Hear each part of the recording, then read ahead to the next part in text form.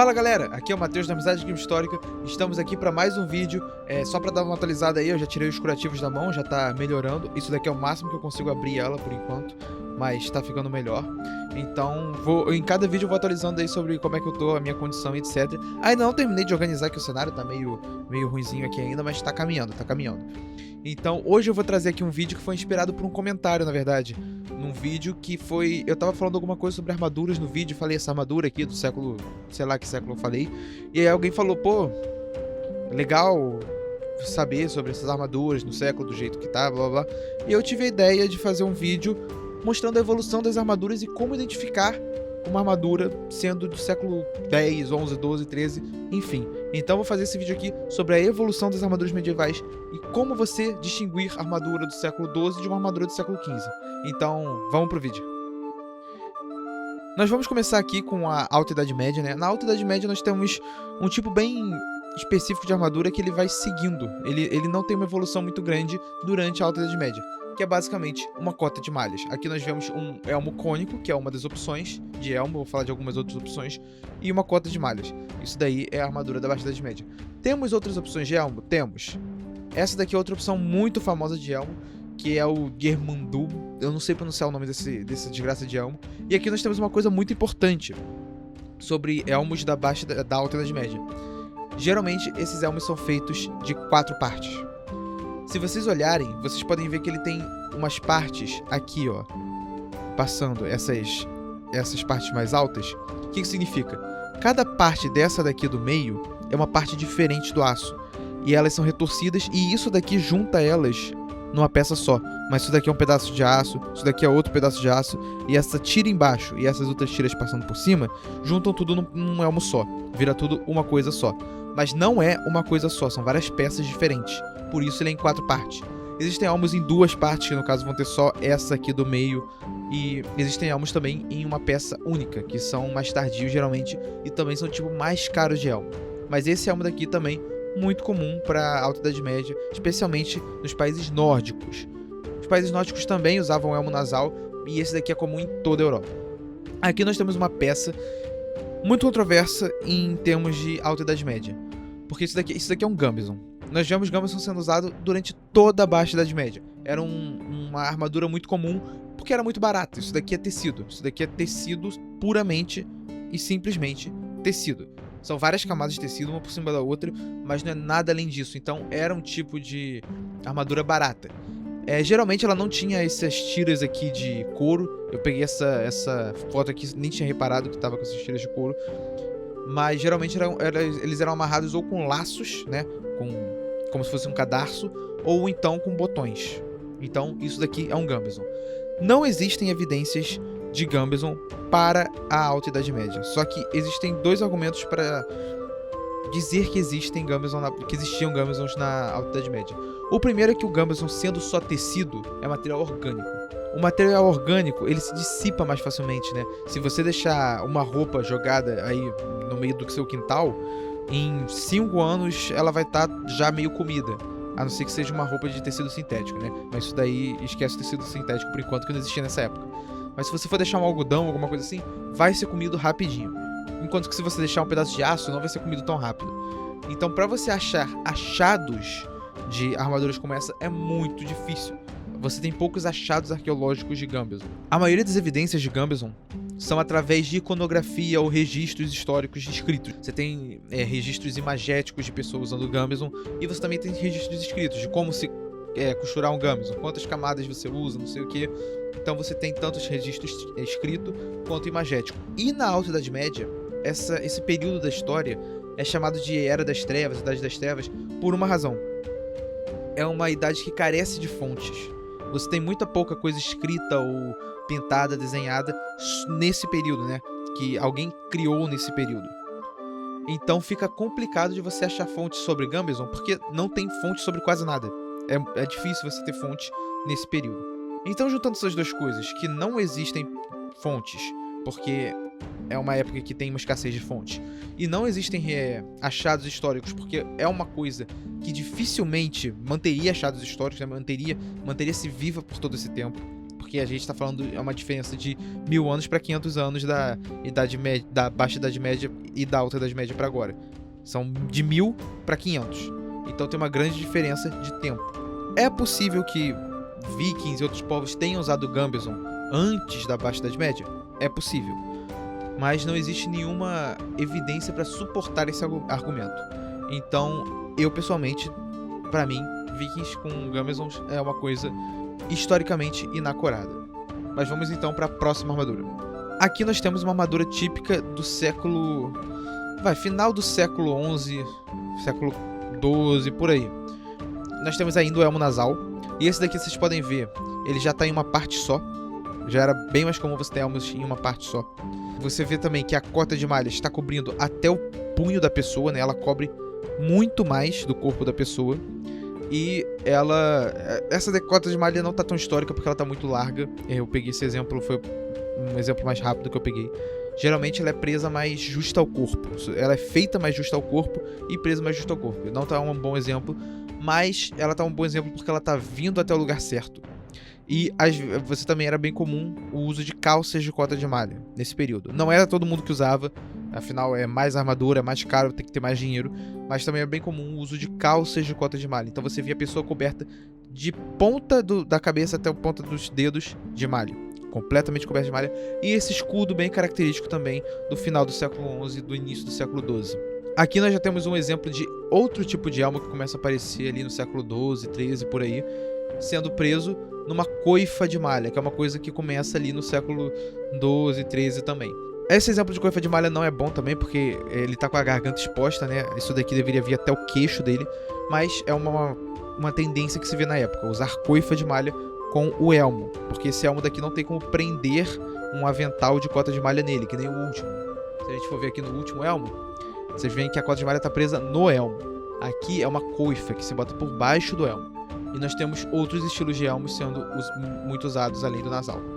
Esse é um tipo de elmo bem comum também do século XII e XIII, que é o Great Helm, né? O grandioso elmo, o elmo grandioso, alguma coisa do tipo. E o parente dele, que é esse elmo daqui, que também é um Great Helm, só que ele tem uma diferença, que eu não sei se vocês já viram.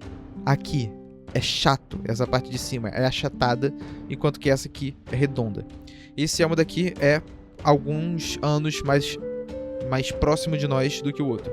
Esse daqui é um mais antigo e esse é mais recente.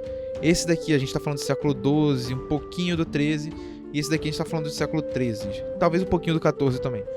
Esse elmo geralmente era usado por cima de outros elmos, então muitas vezes tinham elmos por baixo desse daqui. Esse daqui também, geralmente eram elmos bem simples, só um pedaço de ferro cobrindo a cabeça, muito simples, que era só pra, caso acontecesse alguma coisa com o elmo de cima, ter o elmo de baixo como uma proteção extra. Era bem parecido com esse tipo de elmo aqui, o elmo que ficava por baixo. Só um negocinho na cabeça. Esse daqui ainda tem um avental, mas aqui nós já vemos alguém do século XIII pro XIV. Isso daqui é uma armadura já aí pra terminando o século XIII, começando o século XIV. Nós vemos aqui alguns tipos de elmos diferentes, como eu mostrei pra vocês, ó. Esse daqui é o Cattle Helmet, esse daqui é um bacinete, o mesmo elmo bacinete com a ponta. Aqui o Great Helm, como eu falei, por baixo, o elmo, esse elmo redondinho, que era bem comum de ser usado. Aqui nós vemos um pouco de placas em alguns lugares, está começando a ter placas.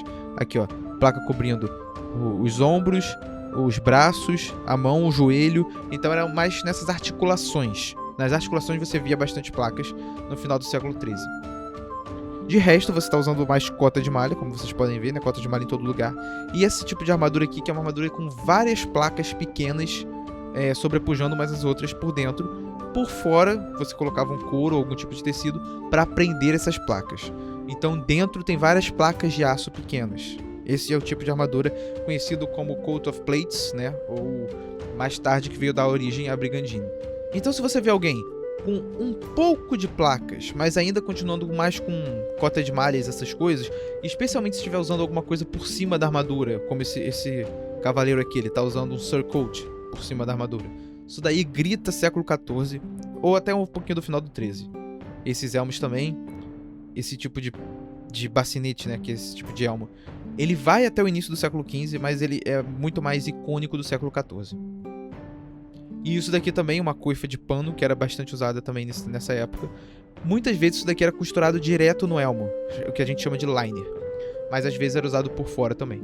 E vocês vão vendo, os escudos vão ficando menores também. Aqui nós já temos uma armadura do final do século XIV, pro início do século XV. Que é essa armadura aqui, que é praticamente todo ele envolto de placas, né? Aqui nós já temos quase todas as peças que a gente teria numa armadura do século XV ou XVI. Só que a gente pode ver aqui que a couraça, né? A breastplate, ela é feita de várias placas diferentes e não de uma só, tá vendo? Tem uma placa aqui, aí do lado tem outra placa, do lado tem outra placa. Então isso daqui não é uma peça inteira, é uma peça montada. Além disso, nós vimos aquele elmo que eu falei pra vocês que é icônico do século XIV.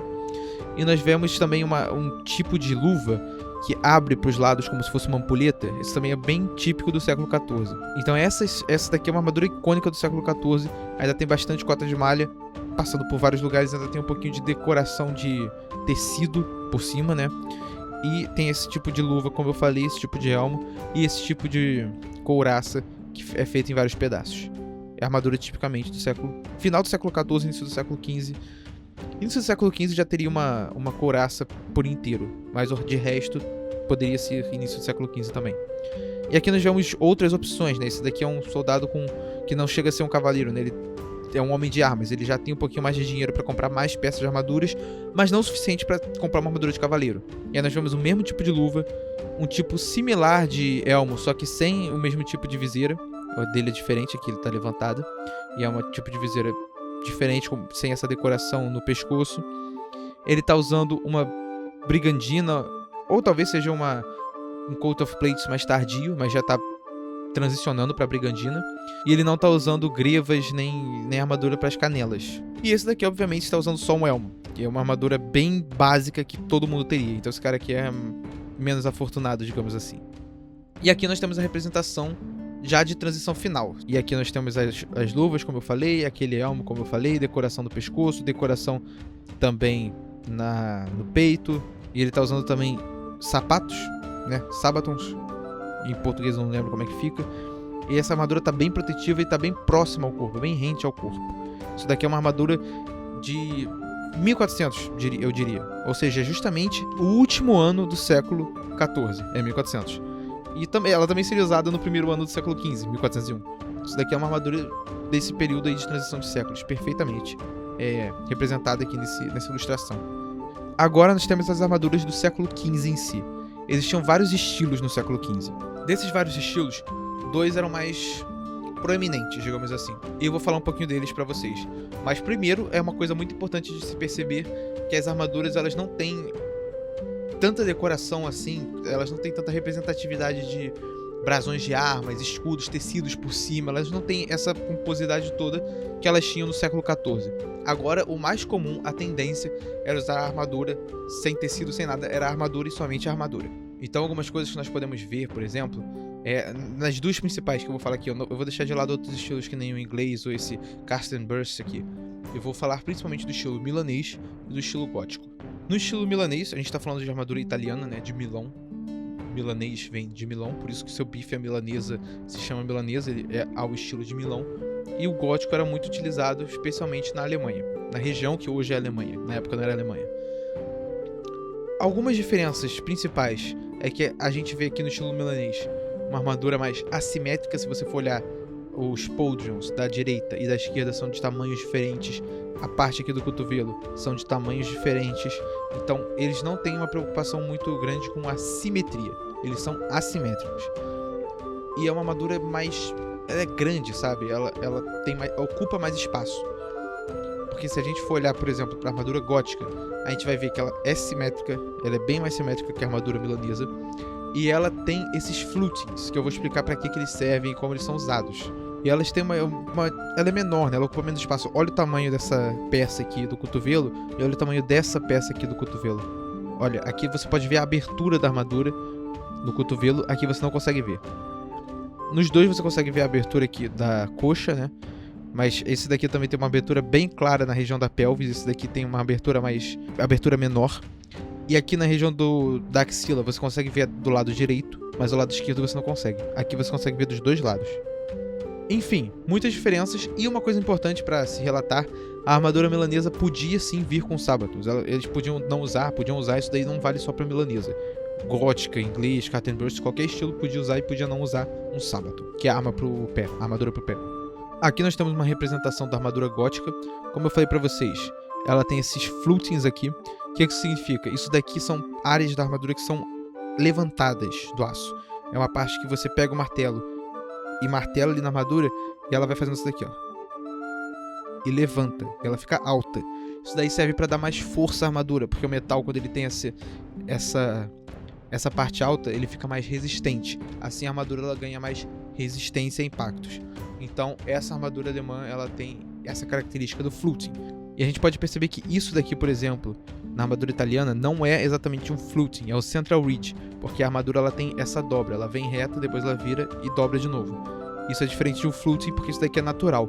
Um fluting seria, por exemplo, esse exemplo aqui em inglês, que vocês podem ver, que ela tem essa central ridge, né? Essa parte central, e ela tem outras vezes isso que é somente por questão de estética, não é porque a funcionalidade diz que tem que ter isso aqui, porque tem essa dobra. Não. É por questão de estética, entre aspas, né? Porque tem um quesito funcional. Mas isso era feito também muito por uma questão estética. Então ela tem esses flutings. Ela também, às vezes, tem esses tassets aqui, essas proteções adicionais para axila. Que isso daqui, se você for voltar, você vê aqui no exemplo da Cut and Burst, que ela tem essas coisas, ela protege a abertura da axila. Aqui você consegue ver a abertura da axila na armadura gótica, e na Cut and Burst você não consegue, porque tem esse tipo de proteção. E aqui nós tivemos outro exemplo desse tipo de proteção. E tem uma característica do elmo, que os alemães usavam bastante, que é o Sallet, que esse daqui é outro Sallet. E ele não tem essa proteção pro queixo. Essa proteção do queixo é uma outra peça que sobe aqui pelo queixo. Ela sobe do pescoço pro queixo. Que nem esse daqui, ó. Vocês estão vendo que ele tem uma proteção pro queixo separada da proteção pra cabeça. São partes diferentes. Que isso daqui desmonta. Você pode abaixar o queixo e deixar... Que nem o elmo tem o visor que levanta. O gorjal, que é essa peça aqui do pescoço, ela tem essa parte daqui que você pode abaixar. Então é assim que funciona o elmo alemão. Ele meio que funciona só em duas partes, senão você fica com o queixo exposto. E aqui, de novo, como eu falei, a armadura cobre praticamente o corpo todo, especialmente quando ele está montado. A única parte que não cobre tão bem é a parte de trás da coxa, que fica conectado com a sela, então não precisa se preocupar tanto em cobrir. A parte de trás da panturrilha geralmente é coberta, não sei porque nesse exemplo ele não está usando, parece que não está usando, mas ela é coberta geralmente. Montado fica muito difícil de você acertar uma parte do cavaleiro em que ele não esteja usando a armadura. E essa armadura vai proteger o cavaleiro, justamente por isso. Aqui nós vemos um outro exemplo, né? Uma couraça, um pouquinho menos de armadura, mas também dá pra ver que é do século XV, porque ela tem bastante flutes, ela tem esse estilo do século XV, que tem a parte... Ela é feita em duas peças, né? Ela tem essa parte de baixo aqui e essa parte de cima. São peças diferentes, aqui também dá pra ver, ó. Tem a parte de baixo e a parte de cima, que vem até um pouquinho mais. Então aqui tem uma dupla camada. Isso daqui também grita meio do século XV. 1430, 1450, 1460. Isso daqui grita essa época. No caso eu digo essa peça, não a armadura inteira. Essa armadura grita mais 1460 mesmo. Até porque esse cavalo tá com bastante armadura. E a armadura de cavalo é uma coisa mais tardia. É uma coisa lá pro meio do século XV mesmo. Esse escudeiro aqui também tem bastante armadura. E a armadura de cima tá coberta por tecido, enquanto a peça de baixo não tá. Isso daqui ainda é um pouco comum, mas não tão comum quanto era antes. Cobrir a armadura com tecido ou tinta ou alguma coisa assim. E mesmo assim não era a armadura inteira, era só uma peça ou outra, como vocês podem ver. E aqui nós também vemos uma outra tendência, que é as luvas começarem a ter peças que juntavam todos os dedos num só. Então você não tinha mais a movimentação dos dedos separados nesse tipo de luva. Porque outros tipos de luva, como a do cavaleiro, você tem essa separação de dedos. Isso daqui é uma luva tipicamente gótica. Ela já não tem aquela abertura em ampulheta, ela abre só pra cima. Pra baixo ela não tem tanta abertura assim. E esse estilo de luva aqui, que a gente chama de mitten, que também é bem comum nesse período. Agora nós vamos pra armadura milanesa. Aqui a armadura milanesa, as armaduras podiam ser pretas, né, mas não era a regra, a armadura milanesa é preta e a armadura gótica não é. Isso não existe. Qualquer armadura pode ser preta ou não. Isso daí é de gosto pessoal do usuário e a maioria não era. De novo, ele está sendo representado sem os Sabatons aqui, mas eles estão aqui do lado para mostrar que ele poderia estar usando. E aqui nós temos a armadura clássica milanesa, que eu vou mostrar para vocês algumas coisas específicas sobre ela. Por exemplo, milanês quase sempre vai ter mitten ou half mitten. Half mitten é uma armadura que é meio mitten, mas ela tem um pouquinho de movimentação dos dedos por baixo disso aqui. Embaixo dessa peça aqui, os dedos são separados. Mas você não consegue mover tanto eles porque eles estão juntos por causa dessa peça. Então você tem um pouquinho de movimentação de dedo, mas não tanto. E aqui algumas opções de elmo. Esse elmo daqui, que é um Armet. É um Armet. Esse tipo de elmo é bem comum nas armaduras italianas, né, nas armaduras milanesas. E ele abre para os lados e depois você fecha o visor. Aqui, como eu falei, ele tem um pouquinho de assimetria, né? E por trás, os milaneses gostavam de usar uma capa. Era bem comum. Essa capa, na verdade, ela se chama diorna e é uma peça que ela vai tanto na frente quanto atrás. É no uso civil. Mas no uso militar eles usavam só a parte de trás aqui. Aqui é bem interessante, eles mostram a parte de baixo da armadura, né? É aqui que você amarrava as peças de armadura e por isso que elas não caíam, porque elas eram amarradas nessa camisa, digamos assim.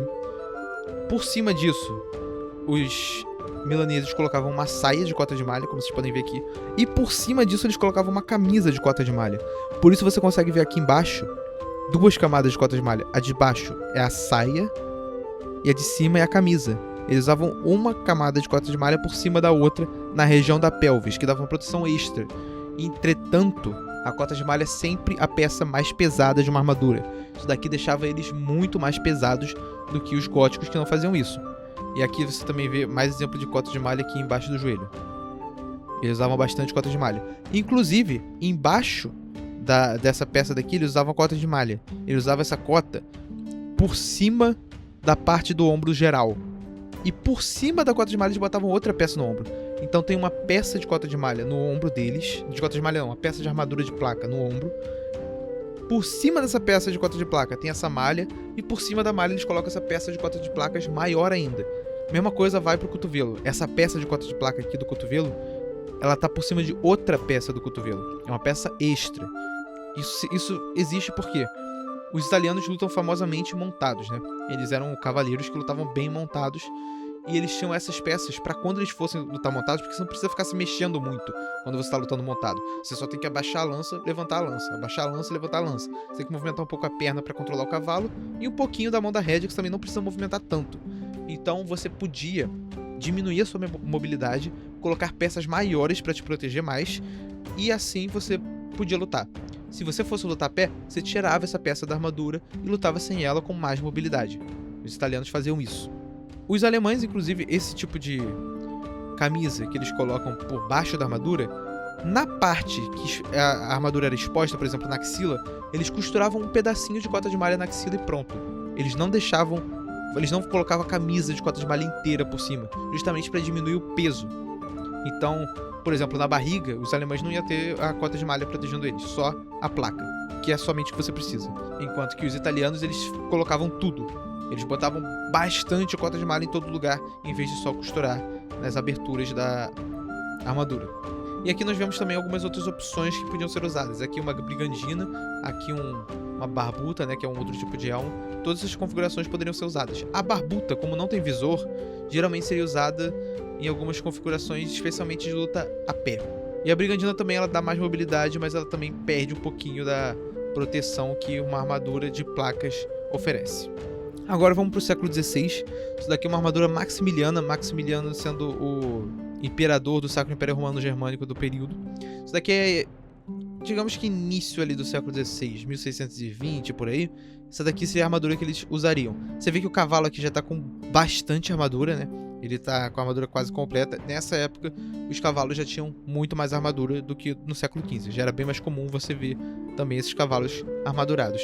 E esse tipo de armadura aqui quase não tem abertura e tem bastante flutings. A gente vai ver algumas outras fotos, mas esse tipo de armadura é bem fechadinho e dá pra notar a diferença aqui do século XVI pro século XV. Vamos ver outro exemplo aqui. Esse exemplo do Museu Metropolitano é bem clássico, final do século XV e início do XVI. Esse tipo de armadura aqui. Olha a quantidade de armadura e decoração na armadura dos cavalos. Você vê também esse tipo de decoração, ele grita século XVI também, que é um tipo de decoração bem alto, bem elevado. Os elmos eles começam a ter mais central ridge, mais esse tipo de formato. O formato também dos podiums muda, o formato da couraça muda, os formatos das coisas vão mudando. Então, esses cavaleiros do Metropolitano, em Nova York, são bem famosos, são ali do final do século XV para o século XVI. Esse tipo de armadura representa esse período, especialmente para o início do século XVI. Aqui é um exemplo clássico da armadura maximiliana. Olha quanto fluting tem nessa armadura. É muito. Ele tem fluting aqui na peça do antebraço, ele tem fluting nas peças do ombro, na peça do cotovelo. Ele tem fluting em todo lugar. Em todo lugar tem fluting nessa armadura. A breastplate, a couraça, ela tem fluting também. Então, quando você vê esse nível de fluting, geralmente você está pensando em armadura maximiliana. E aqui algum exemplo de quanta abertura tem numa armadura maximiliana. Olhem a quantidade. Você não vê abertura na axila esquerda, na axila direita tem. Você não vê mais abertura da parte de dentro do cotovelo. Não tem mais abertura aqui. Aqui está coberto de metal. Você ainda vê a abertura aqui da pelvis, mas eles estariam montados, então essa abertura não importa tanto. E você vê a abertura clássica na parte da axila direita, porque você precisa dessa abertura para conseguir levantar e abaixar sua lança na carga de cavalaria.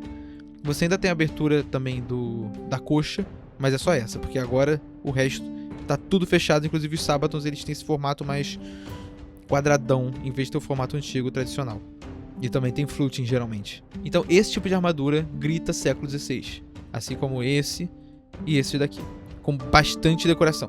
Qualquer armadura que você vê que tem um nível de decoração absurdo, geralmente é do século XVI. E óbvio, aí o nível de armadura de cavaleiro começa a decair. E você vai ter somente armadura de tropas a pé, de soldados, etc. Que são coisas diferentes. Mas eu vou ficando por aqui então com esse vídeo, né? Comenta aqui embaixo sugestões para os próximos vídeos nesse estilo daqui, eu computador, né? Porque essa mão daqui torna difícil fazer as outras coisas. Então comenta aqui embaixo o que você quer ver. Se você gostou do vídeo, deixa um joinha e se inscreve aqui no canal para você receber mais vídeos como esse. Vou ficando por aqui. Até a próxima. Tchau!